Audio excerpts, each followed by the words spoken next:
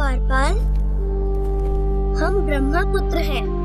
हम यहाँ नारायण जी के दर्शन के लिए आए हैं। ऋषिगण, इस समय नारायण विश्राम कर रहे हैं। कृपया आप कुछ समय पश्चात पुनः पधारें। क्या नारायण के लोक में भी किसी को द्वार पर प्रतीक्षा करनी पड़ती है?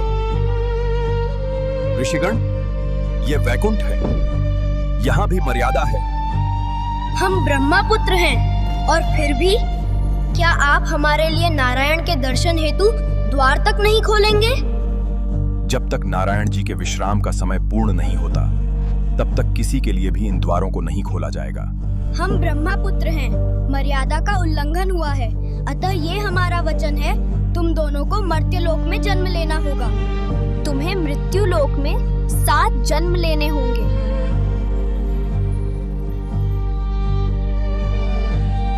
हे ब्रह्मपुत्रों, धर्म और नियम दोनों ही वैकुंठ की मर्यादा हैं। जो घटित हुआ वो भी मेरी ही लीला का अंग है। ब्रह्मपुत्रों, जय और विजय पर कृपा करो। उनका अपराध इतना कठोर नहीं कि उन्हें इतना कठोर श्राप दिया जाए। हे प्रभु, हमने तो केवल अपना कर्तव्य निभाया है। यदि हमसे कोई त्रुटि हुई हो तो कृपा कर उसे अपराध न माना जाए। हमें इसकी इतनी कठोर सजा मत दीजिए। मैं समझता हूं इसमें तुम्हारी कोई गलती नहीं, किंतु ब्रह्मपुत्रों का श्राप भी मैं विफल नहीं कर सकता। तुम्हारे लिए 2 मार्ग हैं। एक, मृत्युलोक में 7 जन्म। दूसरा, मात्र 3 जन्म। यदि ये आपके और धर्म के लिए आवश्यक है तो हम 3 जन्म का मार्ग स्वीकार करते हैं। तथास्तु।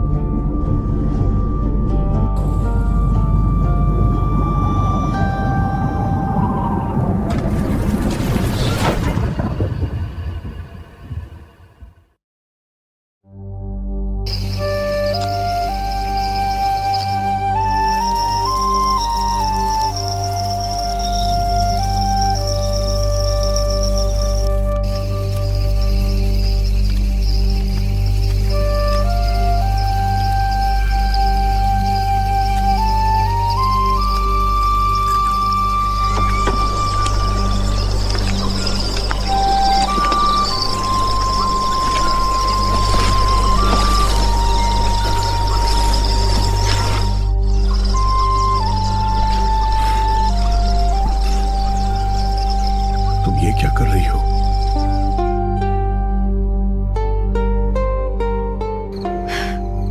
स्वामी, मैं आपके पुत्र की माता बनने का सुख प्राप्त करना चाहती हूँ। मेरे पिता दक्ष प्रजापति ने केवल मेरा ही नहीं, मेरी 12 अन्य बहनों का भी विवाह आपके साथ किया है। मेरी सभी बहनों को आपसे पुत्र प्राप्त हुए हैं, फिर मैं ही अभागन क्यों हूँ? मैं तुम्हारी ये इच्छा जरूर पूर्ण करूंगा, परंतु दीदी, ये उचित समय नहीं है। इस संध्या का समय है। इस समय सभी आसुरी शक्तियां चारों ओर विचरण करती रहती हैं। स्वामी, आप जो भी कह रहे हैं मैं सब जानती हूँ, परंतु मेरी इच्छा अब और प्रतीक्षा नहीं कर सकती।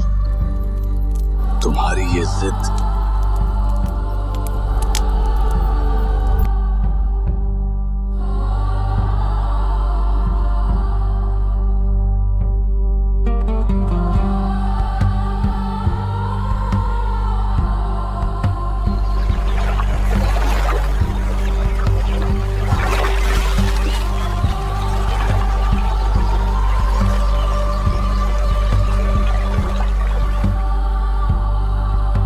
दीदी, कल तुमने मेरी बात नहीं मानी। उस संध्या के अनुचित समय में जो हुआ उसका परिणाम अब सामने आ चुका है।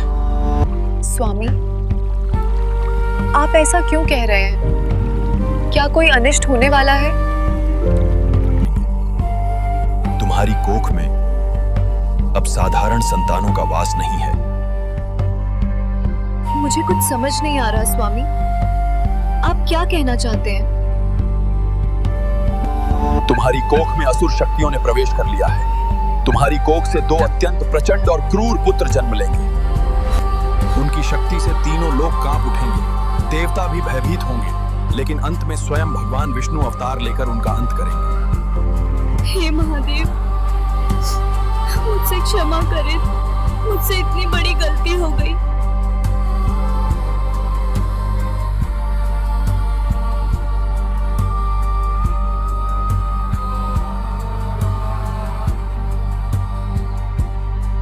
धैर्य रखो बेटी, समय आ गया है। थोड़ी ही देर में सब ठीक हो जाएगा। सांस लो बेटी, धीरे धीरे सांस लो, हिम्मत रखो।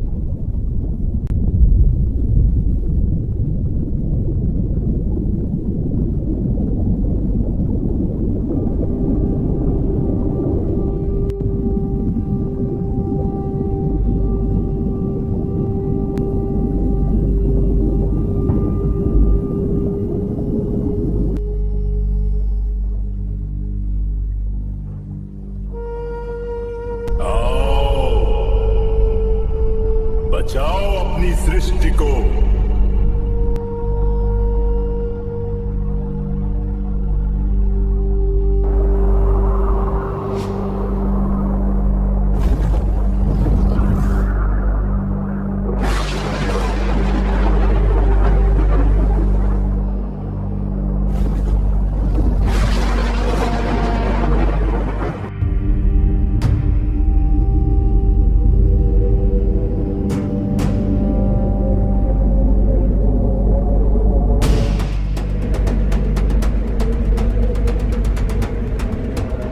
हे नारायण,